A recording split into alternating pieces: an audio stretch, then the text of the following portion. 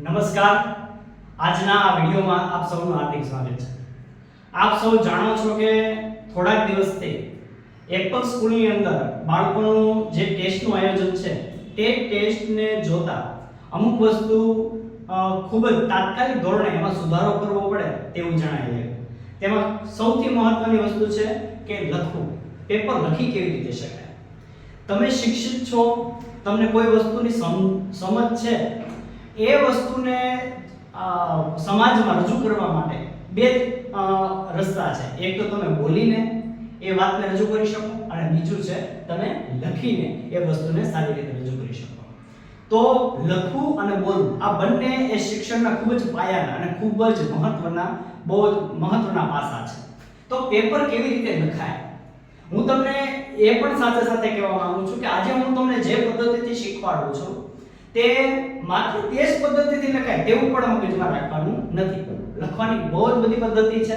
હું એમ પણ નથી કહેતો કે પેપરને શણગારો, પેપરને પ્રોજેક્ટની જેવું બનાવો, પેપરને ખૂબ જ સિમ્પલ રીતે સારું. પણ જ્યારે શિક્ષક એક તમારું પેપર હાથમાં લે ત્યારે તે પેપરને કેવી રીતે શિક્ષકને તે પેપર જોવું ગમે.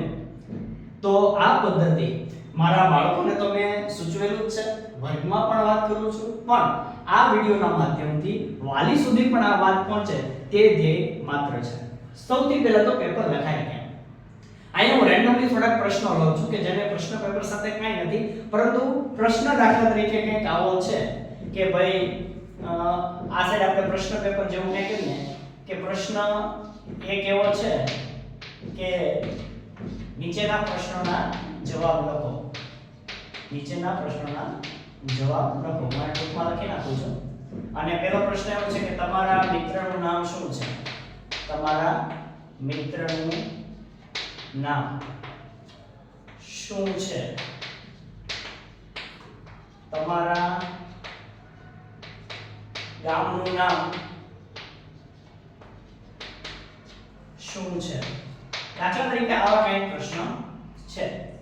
જ્યારે બાળક તે પેપર લખવા જાય છે ત્યારે હમણાં જે પેપર જોયું હું એવું નથી કહેતો કે બધા જ બાળકોએ આવી રીતે પેપર લખ્યા છે. ઘણા સારા પણ લખ્યા છે, પણ તે સારું પણ હજી મને ગમતું નથી. એટલે હજી કેવી રીતે સારું થાય તે ઘણા બાળકોએ કેવી રીતે કરેલું છે કે આ એનું પ્રશ્ન પેપર લખવા માટેનું જે જવાબ પેપર લખવા માટેનો કાગળ છે એમાં શું લખે? પ્રશ્ન એક એવું કાંઈ જ નહીં અને અહીંયા મારા મિત્રનું નામ તો કાંઈ લખે નહીં અને અહીંયા આવો એક લીટો કરીને લખી નાખે કે વંશ. બીજાનો જવાબ એ લખી નાખે કે ભાઈ ભાવનગર. પછી કા દાખલા તરીકે ખરા ખોટા હોય તો આ બાજુના પાનામાં આવું કંઈ કરી નાખશે. શિક્ષકને પ્રશ્ન ખબર છે, જવાબ ખબર છે એટલે એ આ રીતે જોશે તો ખરો જ, માર્ક પણ આપશે. પરંતુ મિત્રો આ પદ્ધતિ ચાલે જ નહીં. તમારી આગળ જ્યારે સમય છે અને જે પ્રશ્ન પેપરમાં જેટલા માર્ક છે તે માર્કના આધારે જ એનો સમય નક્કી કરવામાં આવેલો છે. એટલે પેપરને કેવી રીતે સારી રીતે લખી શકાય તેની વાત ભલે કરીએ. આ રીતે મોસ્ટ ઓફ બાળકો લખે છે, જે એકદમ વાહિયાત, ખોટી અને બાલમંદિરની પદ્ધતિથી પણ નિમ્ન કક્ષાની પદ્ધતિ છે. હવે આપણે કેવી રીતે લખી શકાય તેનું ઉદાહરણ જોઈએ. દાખલા તરીકે પ્રશ્ન 1 તો આપણે લખીએ કે ભાઈ આ પેજ છે અને પેજની વચ્ચે આપણે લખીએ શું છે તો કે ભાઈ પ્રશ્ન 1 છે. પ્રશ્ન 1 શું કહેવા માંગે છે તો કે ભાઈ પ્રશ્નોના જવાબ લખો. પહેલો પ્રશ્ન એવું છે કે તમારા મિત્રનું નામ શું છે?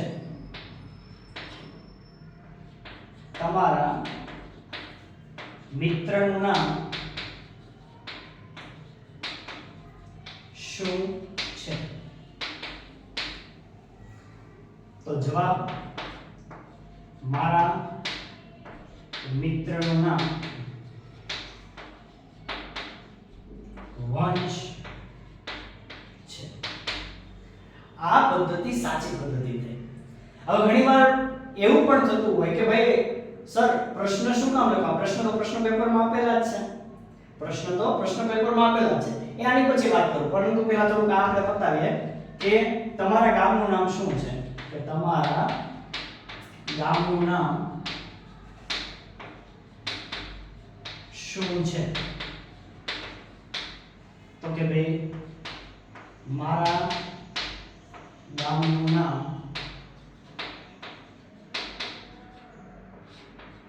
ભાવનગર છે. હજી આમાં વિશેષ તમે આવું કરી શકો કે ભાઈ જવાબ શું છે? વંશ. જવાબ શું છે? ભાવનગર. આવું કરી શકો. આવું જ કરવું એ જે સહેજ પણ નથી. હવે આ સાચી પદ્ધતિ છે. હવે બીજો પ્રશ્ન બધાના મનમાં એવો થતો હશે કે પ્રશ્ન પેપર તો આપેલો છે તો શા માટે આ રીતે લખો? જો મિત્રો, તમને જે સમય આપવામાં આવ્યો છે તે સમય આ પદ્ધતિથી લખવા માટે અને એટલો સમય એટલા પ્રશ્ન પેપરને લખી શકાય તે રીતે નક્કી કરવામાં આવ્યો છે. પણ તેમ છતાંય આપણે એવું માનીએ કે બાળકને પ્રશ્ન લખવો જ નથી તો પણ કાંઈ વાંધો નહીં, તો પણ એની એક પદ્ધતિ છે. અથવા તો બીજું, જ્યારે તમારી સામે પ્રશ્ન પેપર છે એ ખૂબ લેન્ધી છે કે પૂરું થઈ શકે તેવું નથી અને તમારી આગળ સમય ઓછો છે, ત્યારે તમે જો આવી રીતે પ્રશ્ન જવાબ લખો તો કદાચ સમય વધારે થઈ જાય. તો આવા સમયે શું કરી શકાય? તો એ પેપર કેવી રીતે લખી શકાય? અહીંયા આપણે બીજું જોઈએ. જ્યારે તમારી આગળ સમયની ખૂબ જ મર્યાદા છે અથવા તો તમારે પ્રશ્ન લખવો જ નથી આવી માનસિકતા છે તો પણ કંઈ વાંધો નહીં. આ પણ સાચી પદ્ધતિ છે, એ પણ સાચી પદ્ધતિ છે. પણ એ પદ્ધતિ કેવી રીતે સાચી કરી શકાય જોઈએ. શું છે તો કે ભાઈ પ્રશ્ન 1 નીચેના અથવા પ્રશ્નોના જવાબ લખો. ટૂંકમાં આપણે લખીએ છીએ પ્રશ્નોના જવાબ લખો. હવે તમારા મારા મિત્રનું નામ વંશ છે. એક વાક્યમાં પ્રશ્નનો જવાબ લખો. પ્રશ્નમાં લખેલું છે કે એક વાક્યમાં. મિત્ર, તમે ખાલી જો વંશ લખી નાખશો જવાબમાં તો આને શું કહેવાય? શબ્દ કહેવાય. શું કહેવાય? શબ્દ. પ્રશ્નમાં એવું લખેલું છે કે એક વાક્યમાં જવાબ લખો, ટૂંકમાં જવાબ લખો. એક શબ્દમાં જવાબ લખો એવી વાત નથી. એક શબ્દમાં જવાબ ક્યારે લખવાનો હોય? તો કે રૂઢિપ્રયોગમાં લખવાનો હોય. પરંતુ આ રૂઢિપ્રયોગ નથી, આ પ્રશ્નના જવાબ છે. તો એ સાચી પદ્ધતિ કેવી છે? તો કે પ્રશ્ન લખ્યો, હવે જવાબ, દાખલા તરીકે મારે સીધો જવાબ લખો છે તો જવાબ લખવા માટે પણ આ પદ્ધતિ છે કે ભાઈ આ તમે જે લખો છો એનું શું છે? તો કે પ્રશ્ન 1 નો જવાબ 1 છે કે ભાઈ મારા મિત્રનું નામ વંશ છે. જવાબ 2 મારા ગામનું નામ ભાવનગર છે. જો તમારે પ્રશ્ન ન લખવો હોય તો સીધો જવાબ આ પદ્ધતિ સાચી છે. તો આ નાની બાબત જ્યારે શીખવાડવાની આવે ત્યારે આપણે ખૂબ જ એની ઉપર ધ્યાન આપવાનો પ્રયત્ન નથી કરતા, પરંતુ આ પદ્ધતિથી જો આજે બાળકનો હાથ, આ વિડિયો ખાસ વાલી માટે છે, જો આજે બાળકનો હાથ આવી રીતે વળી જશે, એની સમજ આવી રીતે કેળવાઈ જશે અને એ કેળવણીમાં એપલ સ્કૂલ જવાબદાર થાય એ હું ક્યારેય પણ માનતો નથી. મારું શીખવેલું શાળા તરફથી જે જ્ઞાન આપવામાં આવેલું છે તે આ જ્ઞાન છે. એ તો જ શક્ય બનશે કે જો તમે વાલી તરીકે જ્યારે તમારું બાળક સ્કૂલ અથવા તો ક્યાંય પણ લખવાની વાત આવે છે ત્યારે આ જ પદ્ધતિથી લખે. બીજું, માનસિકતા એવી છે કે નવો પ્રશ્ન નવા પાને. તે પણ સાચું છે, સાચી સમજ છે ખરા, પણ એ સાચી સમજ થોડીક અધૂરી છે. કેવી રીતે એ તમને વાત કરું. સાચી શું પદ્ધતિ છે? નવો પ્રશ્ન નવા પાનેથી શરૂ કરો. આવું શાળા તરફથી શિક્ષકો દ્વારા પણ વારંવાર તમને સૂચના આપવામાં આવેલી હોય અને તે સાચી પણ છે, પણ બાળક જે સમજ્યા છે એ કાંઈક અધૂરી સાચી સમજ મેળવી છે. એકદમ સાચી સમજ શું છે જોઈએ. દાખલા તરીકે તમારો પ્રશ્નનો જવાબ એટલું તમે લખ્યું, આ તમારું આખું પેજ છે ને, પ્રશ્ન પહેલો છે આ તમારા પેજમાં, આ તમારું એક પેજ છે, આ પેજમાં પહેલા પ્રશ્નનો જવાબ માત્ર 2 જ પ્રશ્નો હતા એટલે એટલામાં લખાઈ ગયો. અડધાથી વધારે તમારું પેજ છે એ ખાલી છે. યાદ રાખજો, અડધાથી વધારે તમારું પેજ ખાલી છે તો તમારે નવા પેજ ઉપર જઈ શકાય નહીં. તમારે જો અડધાથી ઓછું, અડધું અથવા અડધાથી ઓછું પ્રશ્નનો પેજ વપરાયેલો છે તો બીજો પ્રશ્ન તમે બે લીટી મૂકીને ત્યાંથી જ પ્રશ્નનો જવાબ અથવા તો પ્રશ્ન શરૂ કરવાનો હોય છે. બાળક શું કરે? પહેલા એક પેજમાં બે વંશ અને ભાવનગર, બીજું પેજમાં એક ખરું એક ખોટું પેજ ફેરવી નાખે, ત્રીજામાં તો આ પદ્ધતિ ચાલે નહીં.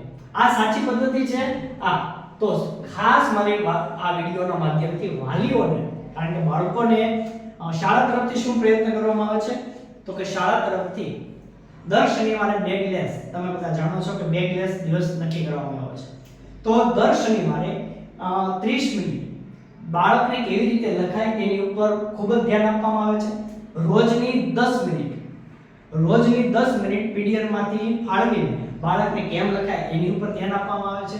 ત્રીજું કે ટેસ્ટ સિવાય પણ બાળક જ્યારે શિક્ષક લખાવે છે અને બાળક જ્યારે નોટબુકમાં લખે છે ત્યારે શિક્ષક દ્વારા સતત એનું મોનિટરિંગ થાય છે કે બાળક જે કાંઈ લખે છે એ યોગ્ય વ્યવસ્થિત રીતે લખે છે કે નહીં. તો આ જ પદ્ધતિ તમે ઘરે પણ અપનાવો તો શું છે, ખૂબ જ કામની જરૂર છે. આ બે જગ્યાએ આપણે કામ કરશું તો ચોક્કસ આપણી સફળતા મળશે. ફરીથી શિક્ષણના બે મુખ્ય પાસા, એક છે લખવું અને એક છે બોલવું. તો આપણો બાળક બોલી શકતો હોય પણ જો લખવામાં ક્યાંય તકલીફ હોય તો એની ઉપર કામ કરવું એ આપણી જવાબદારી છે. તો હું ખૂબ જ આશા રાખું કે આ મારા વિડીયોને તમે સહયોગ આપશો અને આપણા બાળક ઉપર આપણે ચોક્કસ કામ કરશું અને બાળકને આ પદ્ધતિથી લખતા શીખવાડીને જ રહેશું. Thank you.